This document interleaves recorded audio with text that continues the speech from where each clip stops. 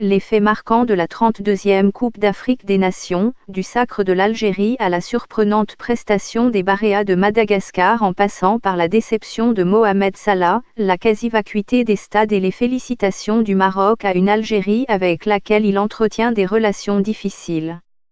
Les Fennecs d'Algérie ont soulevé le trophée continental pour la deuxième fois après leur sacre il y a 29 ans.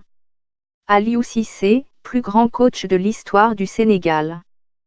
Qu'en 2019, Djamel Belmadi, l'horloger des Fennecs qu'en 2019 a connu de nombreuses surprises.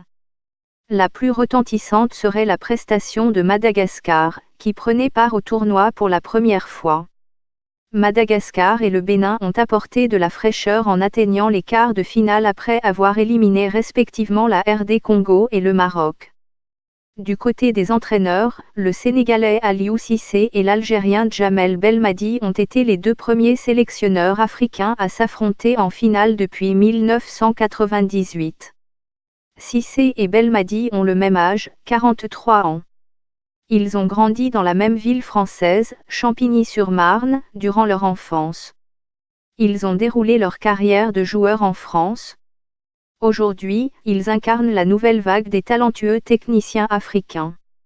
Leur homologue du Maroc, le Français Hervé Renard, a échoué dans sa quête d'une troisième CAN. L'élimination en huitième face au modeste Bénin donne à son bilan égyptien des allures de naufrage. C'est moi qui dois assumer, a déclaré Renard, qui serait sur le départ, selon certains médias.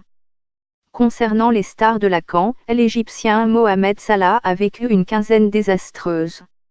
En plus de l'élimination piteuse dès les huitièmes, il a éveillé la colère d'une partie des Égyptiens pour sa prise de position dans le scandale autour de son coéquipier Amer Warda.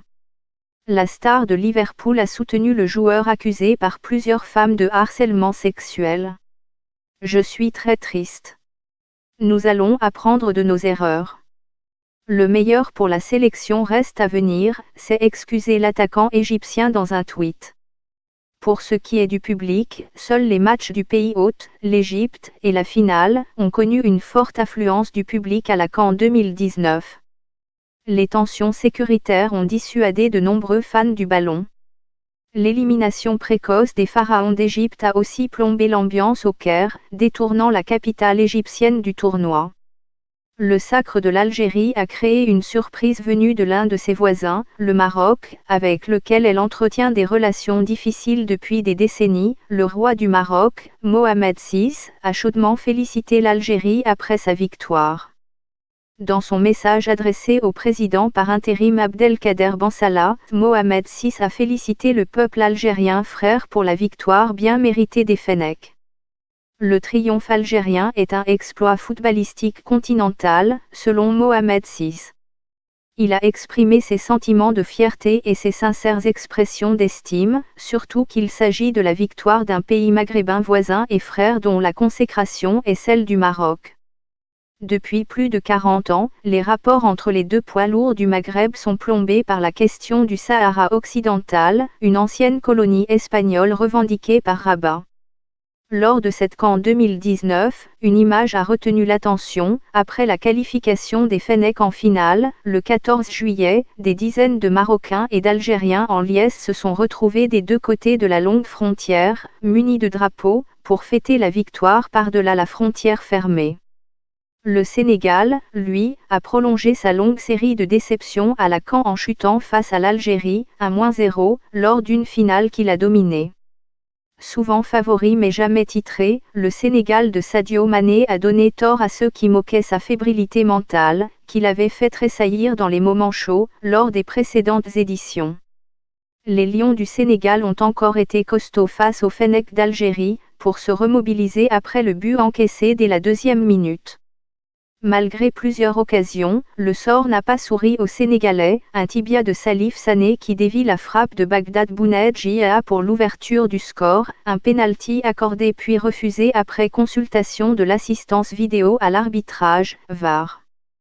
Qu'en 2019, la diaspora algérienne à Londres derrière les Fennecs, l'Algérie condamnée pour le comportement de ses fans, on ne démérite pas. On méritait d'égaliser, a assuré le sélectionneur Aliou Cissé, pour qui le résultat s'est joué sur des détails.